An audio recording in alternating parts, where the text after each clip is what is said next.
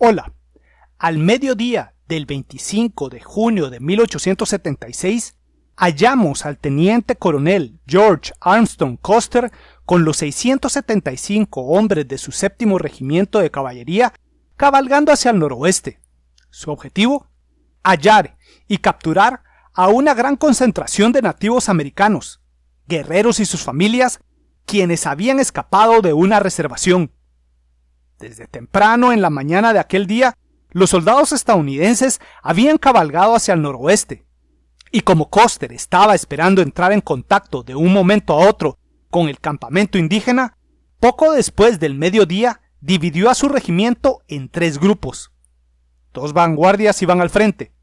La vanguardia del capitán Bentín tenía 3 compañías, y ésta se hallaba al oeste cabalgando por un terreno de muy difícil acceso, mientras que la vanguardia del mayor Reno, con 3 compañías, se hallaba cabalgando por un amplio valle que le llevaría hasta el riachuelo de Little Big Horn.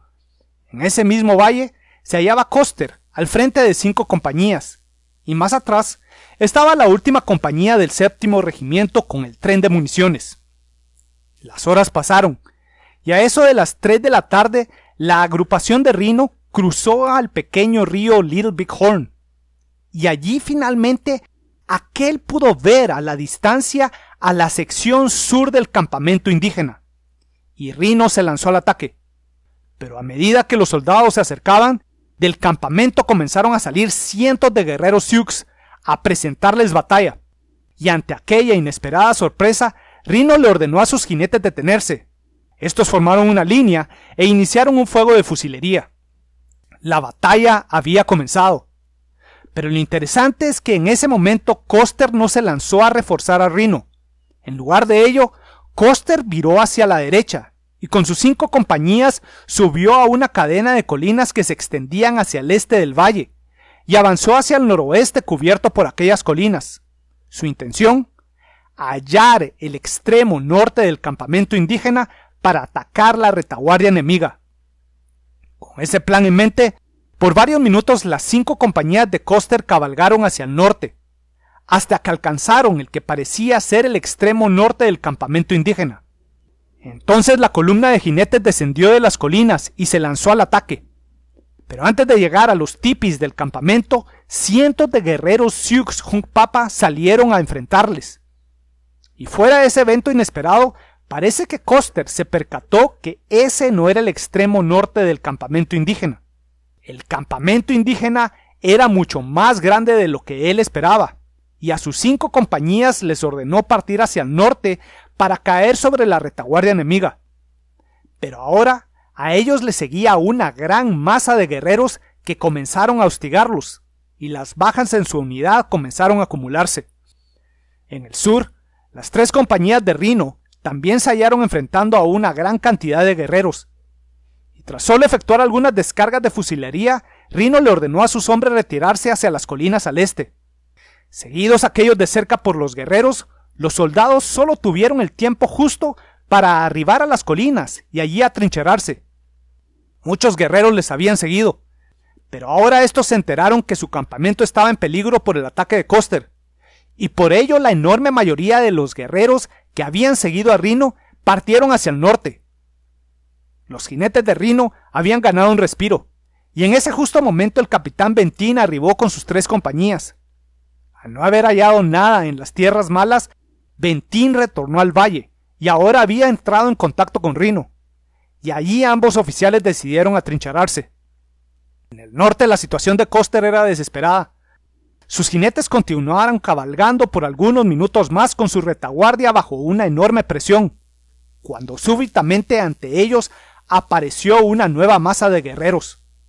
Guerreros Lakota, Sioux Oglala y Cheyennes, bajo el mando de los jefes Caballo Loco y 2 Lunas, aparecieron desde el norte, y con su línea de avance cortada, las 5 compañías de caballería se detuvieron, y formaron un vértice irregular de unidades con la compañía L y Custer y su estado mayor en el centro de esa formación irregular.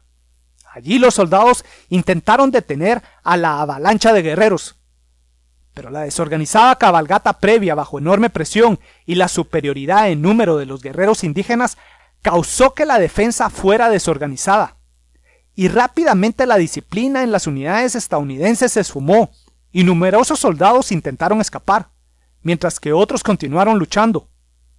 Pero ya todo estaba perdido, y tras algunos minutos de intenso combate, todos los 225 soldados de aquellas 5 compañías murieron. Custer y todo aquel destacamento habían sido aniquilados. Pero la batalla aún no terminaba.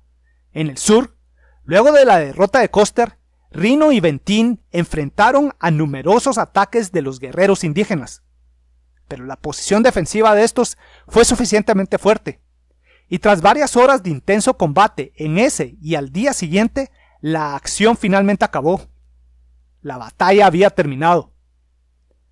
El 26 de junio el enorme campamento indígena fue levantado, y toda aquella masa de personas logró seguir con su huida hacia el oeste, mientras que los destacamentos de Reno y Benteen fueron rescatados cuando en la tarde del día 27 de junio arribó la columna principal del ejército estadounidense que tendría que haber coordinado su ataque junto al 7º de caballería. Al menos aquella parte del 7º regimiento había logrado sobrevivir, pero su derrota había sido enorme. Bueno, hemos llegado al final de otro video. La causa de la derrota estadounidense es clara. Custer, el comandante del 7º de caballería, había buscado cubrirse de gloria a toda costa y atacó en solitario al campamento indígena, pese a que el 7º de caballería era parte de una expedición aún mayor. Muchas semanas previas a ese desastre, el gobierno estadounidense había organizado a una fuerza expedicionaria para traer a los indígenas de vuelta a su reservación. Y como se creía que la agrupación indígena contaba con 800 guerreros, las autoridades estadounidenses enviaron a 3 columnas con 2.650 soldados a realizar aquella tarea. Y precisamente la columna principal tenía 1.575 efectivos, entre los cuales se incluía a los 675 hombres del 7º regimiento de caballería. Y en el plan de batalla del comandante de la expedición, el 7º debería de haber lanzado un ataque coordinado con la columna de infantería del cuerpo principal contra el campamento indígena. Precisamente, el comandante de la columna principal y jefe de la expedición era el general Alfred Terry, quien era un antiguo amigo de Custer. Y Terry le dio la oportunidad a Custer de tener un mando independiente para que Custer pudiera tener algo de fama en la acción. Pero sin lugar a dudas, Terry esperaba que Custer coordinara su ataque con el resto de la expedición. Sin embargo, a partir del día 24 de junio, cuando Custer y el 7º de caballería partieron hacia el sur, Custer fue tomando una larga serie de malas decisiones, como lo vimos en el video previo dedicado a esa batalla, y su peor decisión fue lanzarse al ataque, en solitario, contra el campamento indígena. Precisamente, el campamento indígena era enorme, y ahora se cree que tenía cerca de 7.000 individuos, entre civiles y guerreros, y que de ellos 2.000 eran guerreros. Así que Custer atacó a 2.000 guerreros nativos con solo 675 jinetes, y fue derrotado, y con él perdieron la vida 281 hombres y 59 fueron heridos. El 50% del 7º regimiento se había convertido en bajas. Y en un marcado contraste, se cree que solo 40 guerreros indígenas perdieron la vida aquel día 25 de junio, con un centenar más muriendo más tarde por las heridas sufridas en combate. La desproporcionada diferencia entre las bajas sufridas por los guerreros indígenas contra aquellas de los soldados estadounidenses es una prueba contundente de la falta de planificación del ataque de Custer, quien arrogantemente subestimó por completo la capacidad y el deseo de combatir de los guerreros indígenas.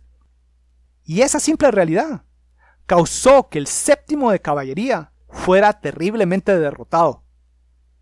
Bueno, espero que este video les haya gustado, y si les gustó, estoy más que seguro que les van a gustar el contenido y la narración de mis libros que tengo a la venta con la editorial Almuzara y con Amazon. Y también si desean, pueden apoyarme por medio de mi cuenta de Patreon. Y siempre le agradezco mucho a mis Patreons por su apoyo. Y en el próximo video, en ese hablaré sobre la batalla de las Ardenas de 1944 y cómo los aliados occidentales lograron detener en seco a la ofensiva alemana. Atentamente, Víctor Aguilar Chan.